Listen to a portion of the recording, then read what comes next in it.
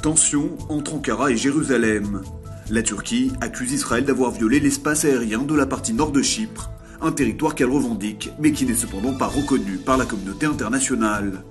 Conséquence, l'armée turque aurait envoyé mercredi des avions de chasse pour aller à la rencontre d'un appareil israélien suspect.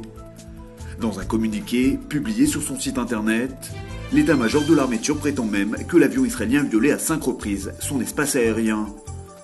Depuis la découverte d'immenses gisements de gaz au large de la Méditerranée, Israël et Chypre sont engagés dans des manœuvres de sécurité conjointes. Mais les deux pays ont également lancé leur propre opération de forage, auquel la Turquie est fermement opposée. Faut-il y voir un nouvel échec de la Hasbara israélienne?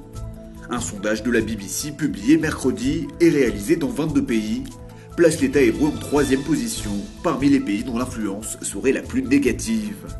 50% des sondés ont ainsi une opinion négative sur Israël, qui se classe juste devant la Corée du Nord, le Pakistan et l'Iran, qui recueilleraient 55% d'opinions défavorables.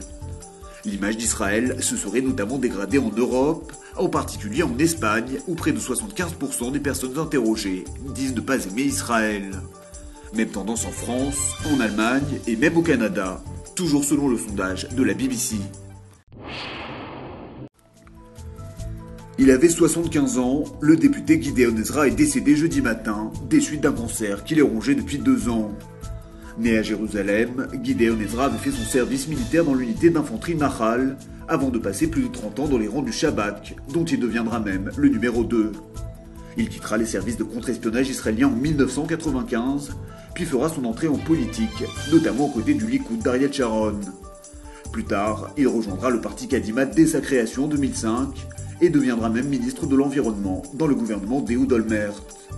Le Premier ministre Benjamin Netanyahou a vivement salué la mémoire de Gideon Ezra et sa contribution au pays.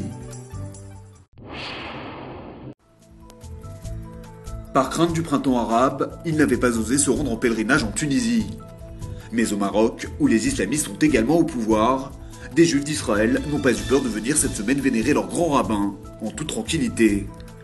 Comme chaque année, quelques 5000 juifs, la plupart d'origine marocaine, sont venus des 4 coins du monde pour rendre hommage aux 1200 saints enterrés dans cette terre d'islam, priant au passage pour la paix et la cohabitation entre les deux religions au Moyen-Orient. Le plus important des sanctuaires juifs au Maroc est celui d'Amran Ben Diwan, un rabbin vénéré depuis 250 ans et dont la tombe repose au-dessus des montagnes de Ouazan. Sous étroite surveillance policière, son accès est autorisé aux seuls Marocains munus d'un laissez-passer, délivré par la communauté juive du royaume. Le ministère du Tourisme a prévu d'investir la somme de 41 millions de shekels pour développer la ville d'Eilat en 2012.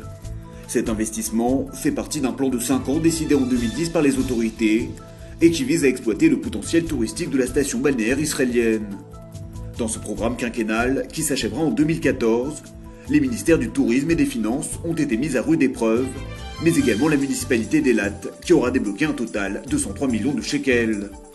Ce budget doit servir au développement de nouvelles infrastructures touristiques et à la modernisation de celles déjà existantes.